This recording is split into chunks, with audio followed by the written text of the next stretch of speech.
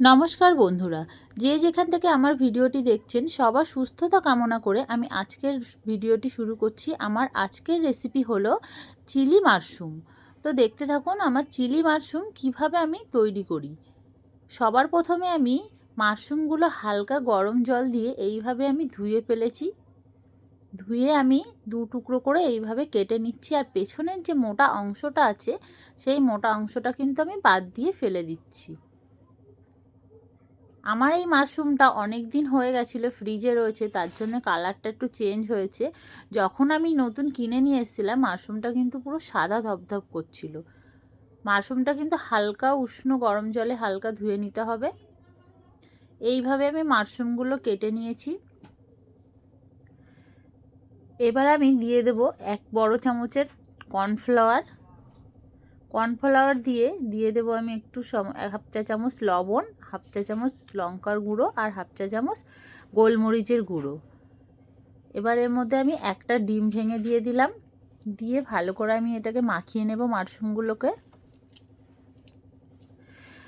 আপনাদেরকে বলছি, আমার চ্যানেলে যারা এখনও অবধি নতুন আছেন তাদেরকে অনুরোধ করছি, ভিডিওটি যদি ভালো লেগে থাকে সাবস্ক্রাইব করে পাশে থাকবেন। এবার আমি এখানে গরম তেলের মধ্যে মাশরুমগুলো দিয়ে দেব। মাশরুমগুলো আমি একটু ফ্রাই করে নেব। রেসিপিটা কিন্তু দেখতেও খুব সুন্দর হয়েছিল, কারণ এখানে হলুদ ক্যাপসিকাম তারপরে গ্রিন ক্যাপসিকাম সবই আছে, দারুণ দেখতে হয়েছিল। এবার মাশরুমগুলো আমি হালকা ফ্রাই করে তুলে নিলাম।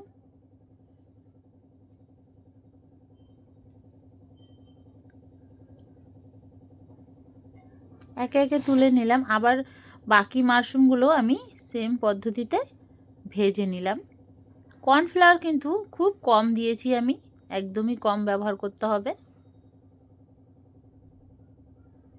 মাশরুমগুলো সব আমার ভাজা কমপ্লিট হয়ে গেছে।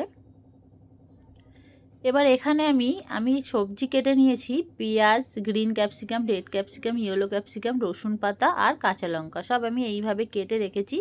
আর এখানে আমি রসুন কুচি আর আদা কুচি করে নিয়েছি। এবার আমি কড়াইতে তেল গরম করে আদা আর রসুন কুচিগুলো দিয়ে দিলাম।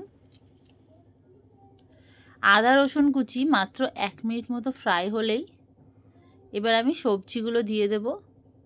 এই সবজিগুলো কিন্তু দারুণ দেখতে লাগে।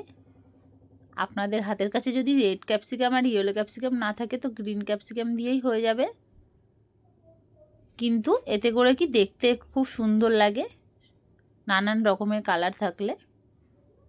এবার আমি পেঁয়াজ ক্যাপসিকাম সব রকমের পেঁয়াজ ক্যাপসিকামগুলো সবগুলো আমি দিয়ে আরও 2 মিনিট ফ্রাই করে নেব। আরও 2 মিনিট ফ্রাই করে নিয়ে এবার আমি দিয়ে দেব রসুন কুচি, রসুন পাতা কুচি আর কাঁচা লঙ্কা কুচি। ওগুলো দিয়ে আমি আরও 1 মিনিট ভালো করে নাড়িয়ে নেব। নিয়ে এবার আমি দিয়ে দেব সয়া সস। 2 চামচ সয়া সস আছে এখানে, 2 টেবিল চা চামচের সয়া সস আর 2 চামচ টমেটো সস। টমেটো সস আর সয়া সসটা দিয়ে আমি ভালো করে নাড়িয়ে নেব। এখানে কিন্তু খুব একদম মানে জলের পরিমাণটা ব্যবহার সেরকম একটা হবে না। এবার আমি দিয়ে দেবো স্বাদ মতো নুন। স্বাদ মতো নুন দিয়ে আমি নাড়িয়ে নেব।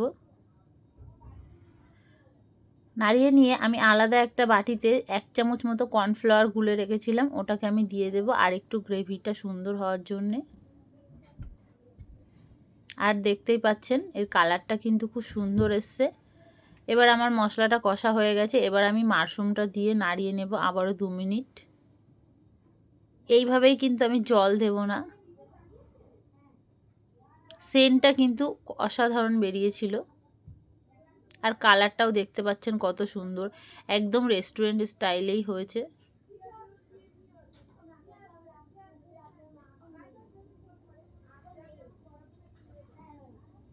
রেডি হয়ে গেছে আমার চিলি মাশরুম। তো ভিডিওটি যদি আপনাদের ভালো লেগে থাকে অবশ্যই লাইক করে সাবস্ক্রাইব করে পাশে থাকার জন্য অনুরোধ থাকলো।